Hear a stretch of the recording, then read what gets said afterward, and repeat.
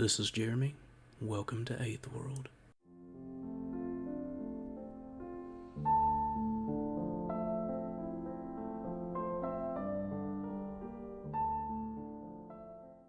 Good morning, everybody. This is Jeremy, and it is the afternoon of April 15th, 2020.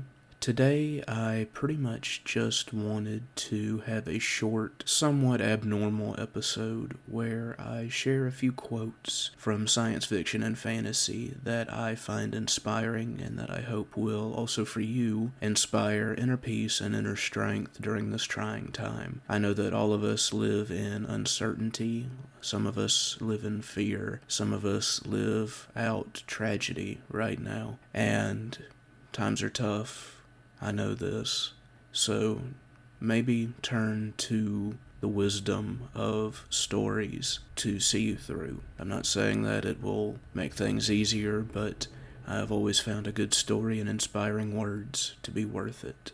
The first quote that I want to share is from Farscape, a sci-fi TV show that ran through the late 90s and early 2000s, if you're not familiar with it. It has somewhat of a cult following compared with other science fiction properties, but it is an excellent TV show that I recommend you check out given the chance. I know that it's on multiple streaming services at any one time, so go ahead and check it out if you haven't. But the quote that I want to share comes from the character of Erin Soon, who is played by Claudia Black. The quote goes, "My life has been filled with doing what others think is right. For me, for now, this is right." And while that quote is specific to events in the episode in which it was shared, I do like to turn to this quote from time to time whenever I am perhaps feeling a little bit self-righteous and looking back on what my life was like throughout its early portions,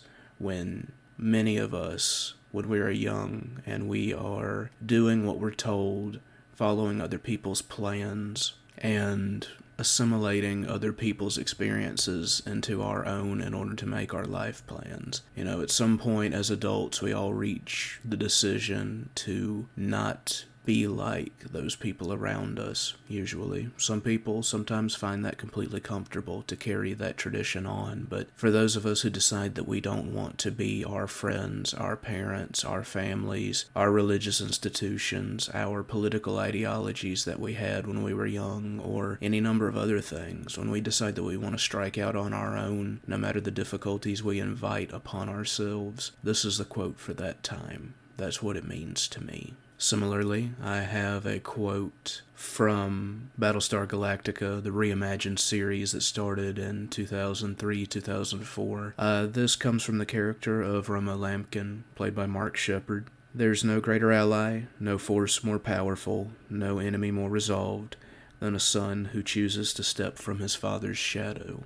I loved this quote from the first time I heard it watching the TV show on its first run.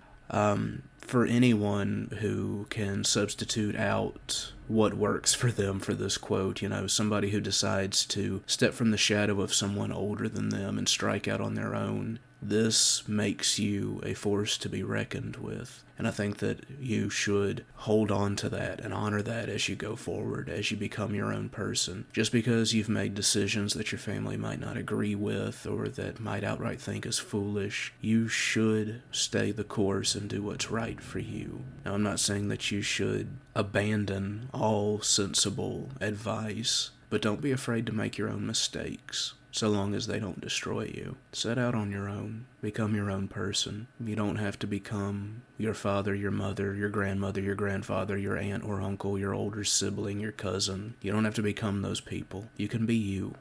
Next up, I have one from Babylon 5, one of the great underrated television series of the 1990s, written by J. Michael Straczynski.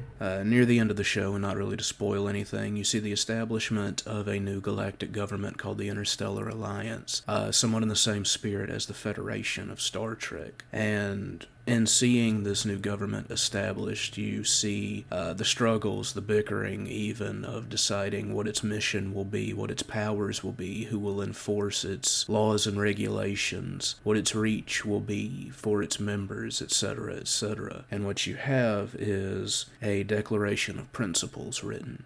This Declaration of Principles is written by Citizen Jakar, who was played by Andreas Katsulas, who was a great actor, and the character of Jakar was perhaps the most fascinating and well-rounded character of the entire series. He certainly had the most varied and intense arc of any character. You see him go from a somewhat bumbling, simpering bureaucrat to a religious leader, to a political prisoner, to a political refugee in sanctuary aboard Babylon 5, to being tortured, to having one of his eyes torn out, to all of these horrible fates that shape him into this wise figure who brings a message of hope and brotherhood to disaffected people. If you've only ever heard mockery of Babylon 5, because I will say that the visuals of it have not aged well, it was an early through mid-1990s sci-fi show that leaned heavily on the CGI of the time. So if you can get past that to the actual story, the acting, the writing of the story, oh my god, it is a fantastic series. And Jakar is perhaps one of the greatest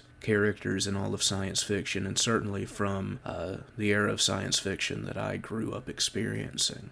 But to return to the matter at hand, the Interstellar Alliance Declaration of Principles, First Edition, from Babylon 5. The universe speaks in many languages, but only one voice. The language is not Narn, or human, or Centauri, or Gaum, or Minbari. It speaks in the language of hope. It speaks in the language of trust.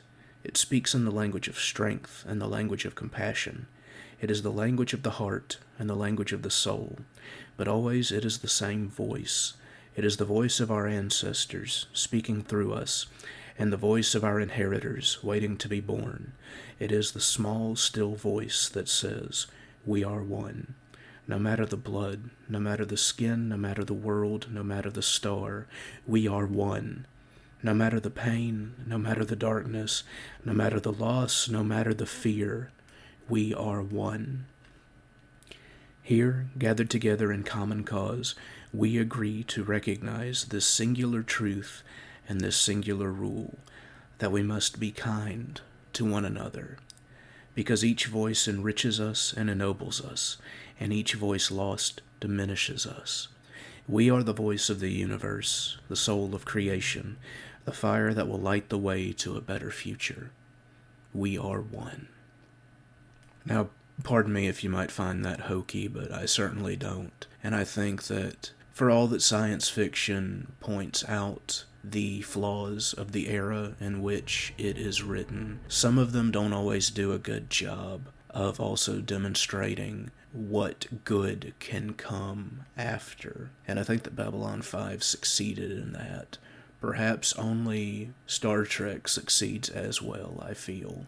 But this Declaration of Principles, I remember hearing it as a child and getting chills. I've always loved this idea that kindness and brotherhood and seeing one another as equals, as the same, that no matter what our home world is, our home nation, no matter what our skin color is, none of that matters. What matters is that we are all people, all thinking beings, and we are all united in the common cause of simply trying to keep each other alive and to keep the world going. I've always loved that.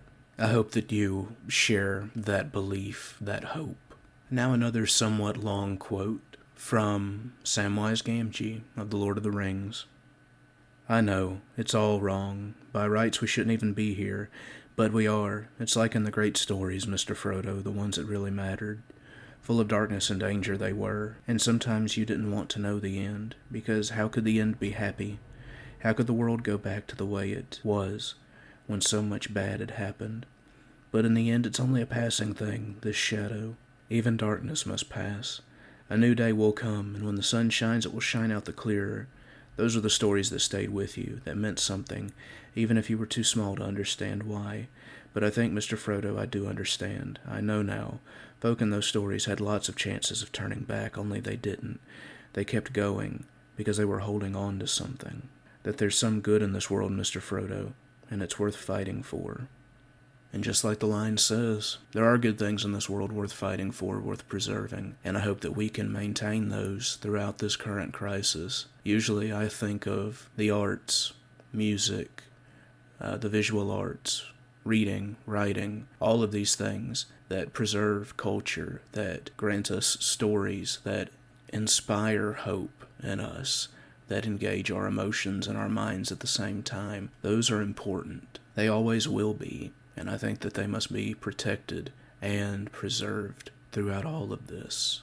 I know that I work in the healthcare field, and we have been wearing masks at work for a long time now, it seems. And I know that one of my over masks that I always have, pretty much the one that I wear over everything else most of all, is a cloth mask with musical notes all over it. And for me, that has become a symbol of what I personally am fighting for and trying to preserve as we go forward. Because what is life without art?